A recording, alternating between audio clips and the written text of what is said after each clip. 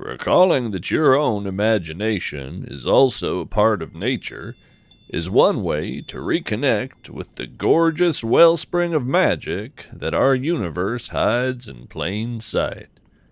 Welcome to the CryptoNaturalist.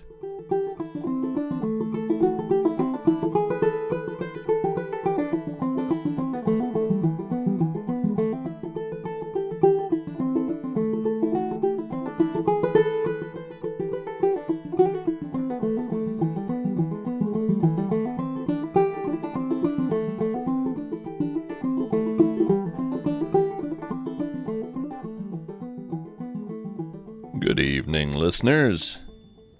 The sun set a few minutes ago. I'm sitting on a hay bale in a weathered barn, the dusty gray of an aged elephant. The boards seem to have shrunk since they were first nailed in place, so I can still see the rising moon through the cracks. The wind is up, and its searching fingers are finding all those gaps, reaching the wind chimes dangling from the loft. It smells like dust and hay and the memory of horses. But I'm here because of ghosts. The old fellow who owns this barn and I have a mutual friend who passed on news of a haunting. So I consulted my library of CryptoNaturalist writings and found that here in eastern Nebraska, the time and weather was right for ghost flies. See, ghost flies are a bit like cicadas, living most of their lives underground before surfacing for the briefest of times. Different broods follow different timetables, some notable populations rising up at the end of October. But not this spring group here in the Cornhusker state. Of course, unlike cicadas, ghost flies are about the size of a pinhead, and when they gather in their mating swarms, they bioluminesce a pale blue or green. Yet it's the shape of those glowing swarms that earned them their name. The ghost flies seem to cling to the shape of, well, lives that have passed on from the world. At least, that's the predominant theory. Whether they are revealing the presence of an actual specter, or following the currents of some form of place-bound memory is unclear. I'd personally say it's unclear if such a distinction even matters. What does matter is that they are a rare and spectacular sight. So, here I sit, right where I'm told light and movement has been seen for the last few evenings, clutching my recorder to my chest and talking to you good folks. Hold on a sec. My radio's peeping at me. I'm guessing that's Cassandra with today's Hidden Lore segment. Hi, Cassandra. I'm here. Go ahead. Chrysalis. One day, the caterpillar forms a chrysalis, waits a while, becomes a butterfly. They told us this much, told us to wait for chitin to split, for the emergence of dazzling colors and pumping wings, but they never talked about what really happened inside, how the caterpillar's whole body dissolves, how for a time there is nothing but soupy liquid, butterfly goo, formless but for the rigid purse holding it in midair. No one told us either that when a caterpillar was born, while it grew and crawled along, a few cells called imaginal already held instructions for what to build, when it came time for another body. Here the shining eye, the scaled wings. Let me remind you of the power of sticking around. If you feel shapeless and scared, imagine yourself in that tiny, thin-walled shell, whistling in the dark, some part of you already knowing the way.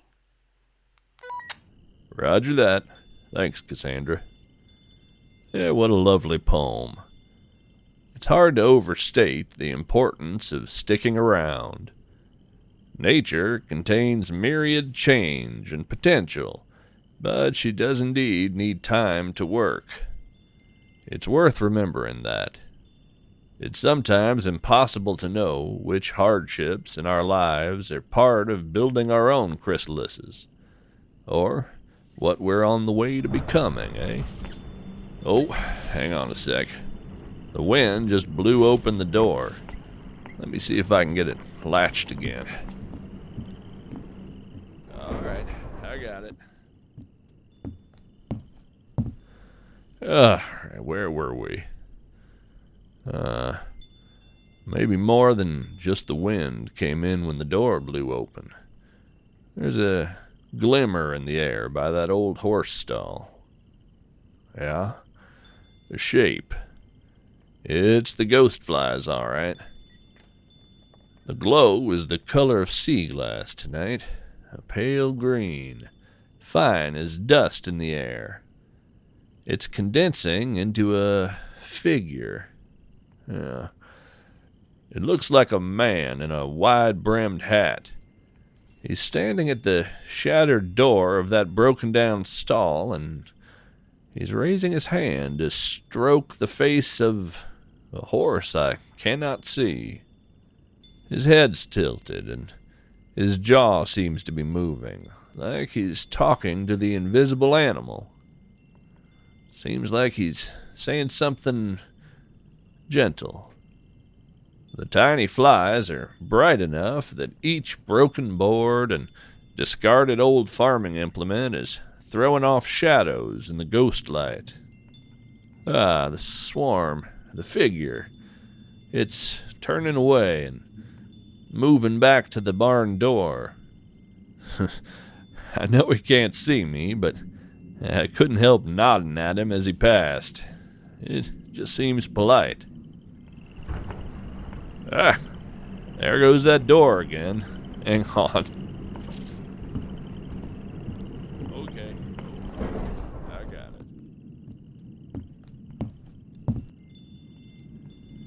it. Back in darkness.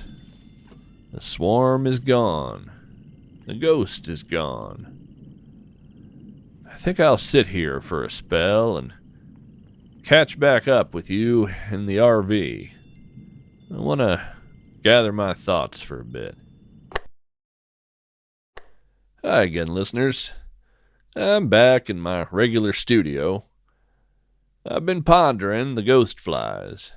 They are, of course, fascinating and worthy creatures all on their own. But they also reflect some aspect of the world back to those who observe them. They are a mirror held up to reality. Sometimes, like tonight, that mirror shows us something soft and perhaps a bit bittersweet, a scene from a bygone time. Other times, well, I've seen the ghost flies on many occasions. I seem to have a knack for encountering them. Yes, I've seen them take on human shape before, but I've also seen them in the shape of thylacine, passenger pigeons, Caspian tigers, and Sicilian wolves, all species that were driven to extinction in the past 100 years. If ghostfly swarms are a kind of mirror, it's fair to say that the reflection is not always a pleasant sight.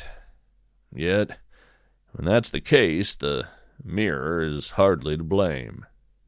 Still, some sights and memories are all the more vital because they are difficult. May they haunt us constructively and teach us to do better. Well, I see a field report light flashing here on my console.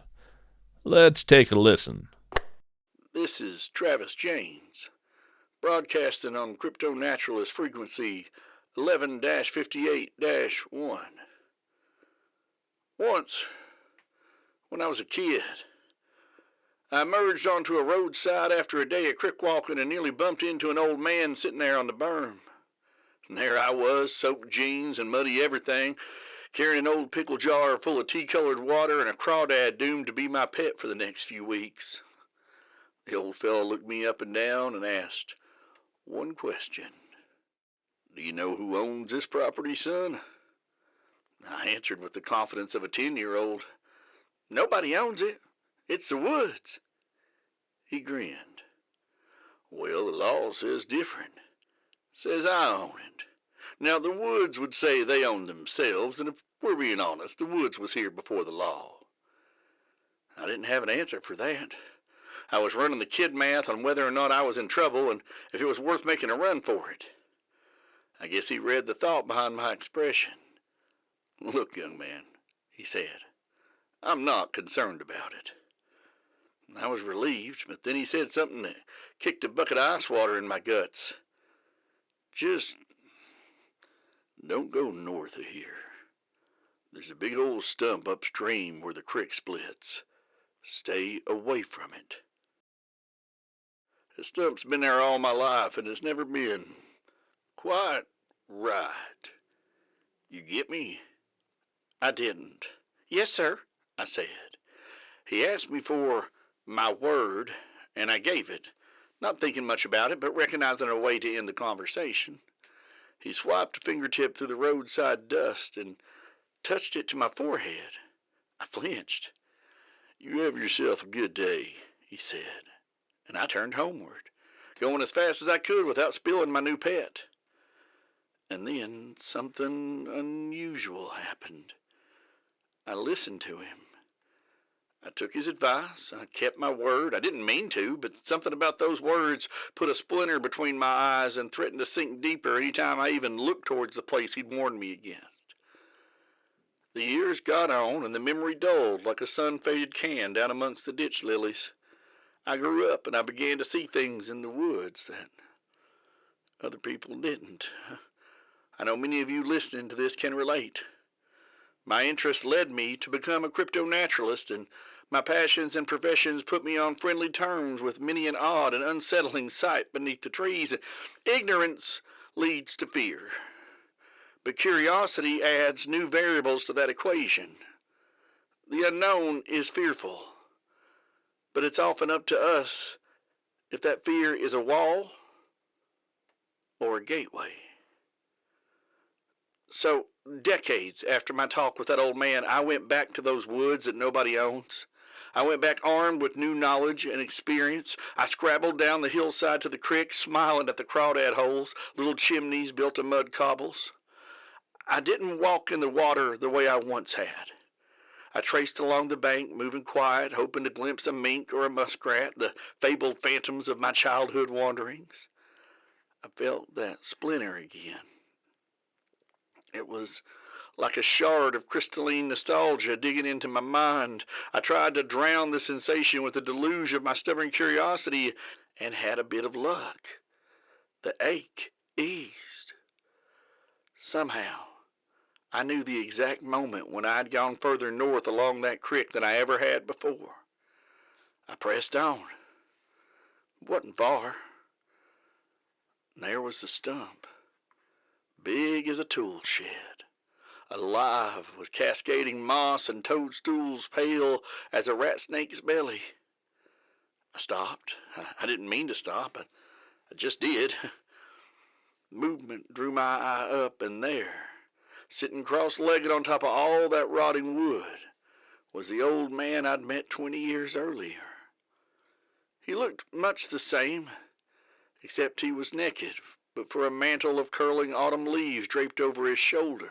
A crown, toothy with honey locust thorns, hovered 6 inches above his lank, gray hair. I looked at him, and I felt the crick of my own thoughts swelling with frigid snowmelt escaping its banks. I smelled loam and mildew, soil and leaf rot. He inclined his head and then made a turn-around gesture, stirring the air with one knob-knuckled finger. I gave an awkward little bow and then obeyed. I desperately wanted to look back. I didn't. Maybe nobody owns the woods. Maybe the woods own themselves, but it's worth remembering that each stretch of trees is at least as diverse as people, and, well, their opinions on ownership will vary. Travis James, signing off. Ownership is indeed a topic of some debate. Personally, I think ownership should at least come with a responsibility to understand and enrich. It seems to me that any real connection with place should start there. The trees, like so many residents of woodland communities, are great teachers of living in a way that makes their world better through their presence. Until next time, we're all strange animals, so act like it.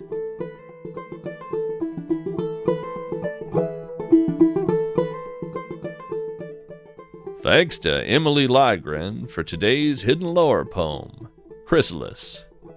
Emilie Lygren is a poet and educator who has published poems in several literary journals and anthologies, and developed dozens of publications focused on outdoor science education. Her first collection of poems, What We Were Born For, was selected by the Young People's Poet Laureate as the Poetry Foundation's monthly book pick for February 2022. Emilie lives in San Rafael, California, where she wonders about oaks and teaches poetry in local classrooms. Find her online at emilielygren.com.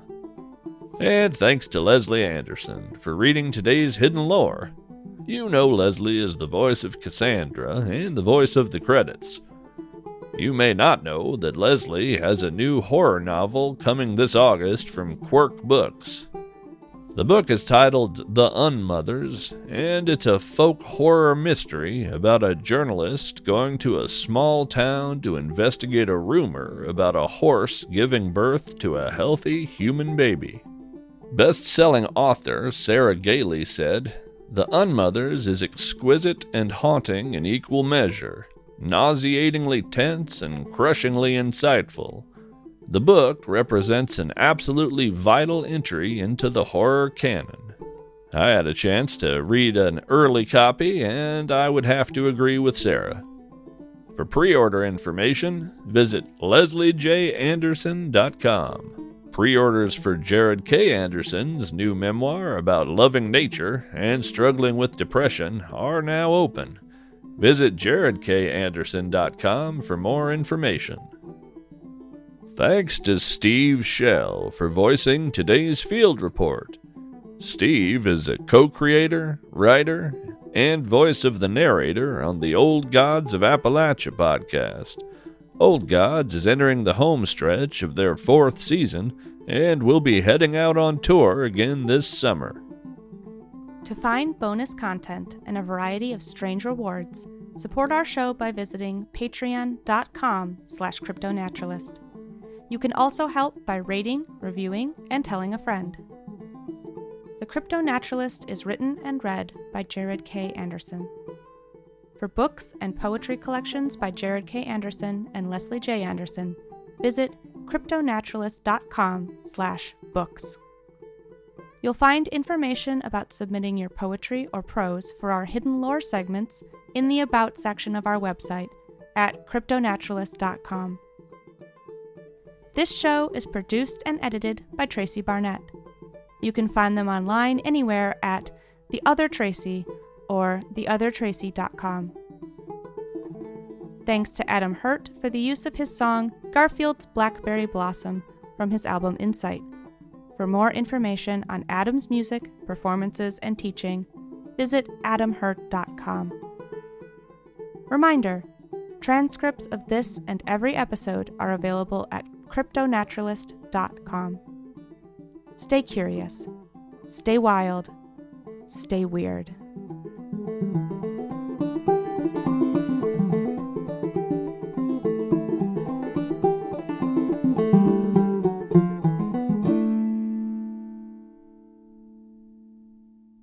Postscript.